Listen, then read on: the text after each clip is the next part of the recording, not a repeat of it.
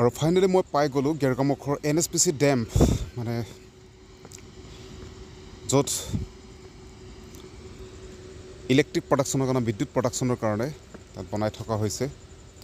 সম্প্ৰতি শেষ হোৱা নাই সোৱণশিৰি নদীৰ ওপৰতে। এয়া একফালে সোৱণশিৰি নদী, এয়া দেখিছে আপোনালোকে। এই সোৱণশিৰি নগৰ অলপমান মোৰ পাছফালে যিটো দেখি আছে এইটোৱে ডেম। আৰু এই ওচৰলৈ যাবৰ কাৰণে ইয়াত কোনো পাৰ্মিশ্যন নহয়।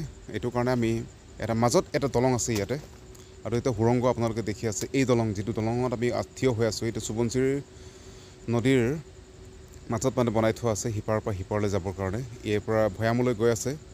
এইটো সোৱণশিৰি আমাৰ আদিচুটি বা নামনি অসমৰ বা অসমৰ বিভিন্ন ঠাইলৈ গৈ আছে। মানে ইয়াৰ পৰা মেইন মুখ হয় আমাৰ সোৱণশিৰি নদীৰ মুখ, মানে য'ৰ পৰা সোৱণশিৰি ওলাইছে এই ঠাইৰ পৰা ওলাই গৈছে।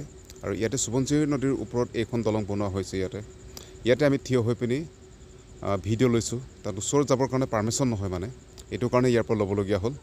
এয়া সোৱণশিৰি নদীৰ পানী এনেদৰে বৈ থাকে।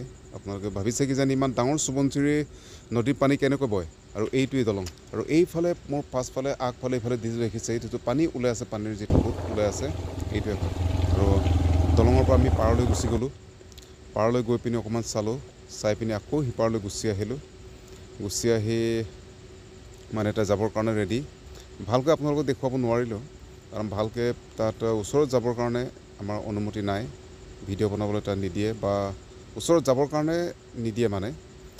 এইটো কাৰণে আমি ভালকৈ আপোনালোকক দেখুৱাব নোৱাৰিলোঁ। থুলমূলকৈ এনেকৈ দেখুৱালোঁ। আৰু দেখুৱাই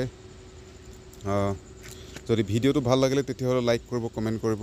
যদি চেনেলত নতুনকৈ আহিছে তেতিয়াহ'লে ছাবস্ক্ৰাইব কৰি মোৰ অকণমান এডভান্স কৰক। ধন্যবাদ।